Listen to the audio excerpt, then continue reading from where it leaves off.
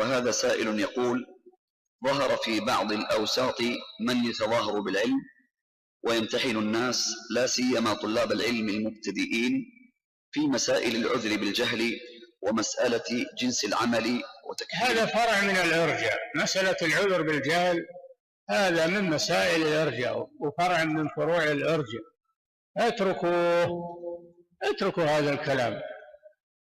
الجاهل ما هو كل الناس جهال، فيه من قامت عليه الحجة بما يسمع ويقرأ ويشاهد ويقال يعذر بالجهل. اللي يعذر بالجهل المنقطع الذي لم يبلغه شيء، منقطع في الأرض ما بلغه شيء، لا قرآن ولا سنة، هذا هو الذي يعذر بالجهل. نعم. يقول: مسألة جنس العمل وتكفير المعين، كل هذا كله من كلام المبدع. جنس العمل ما فيش جنس العمل. جنس العمل كله يا أخي، العمل الصالح كله من الإيمان، والتفاصيل هذه ما عليها دليل، كلها من أقوال المرجئة فاتركوها. نعم. ويوغر الصدور على كبار العلماء.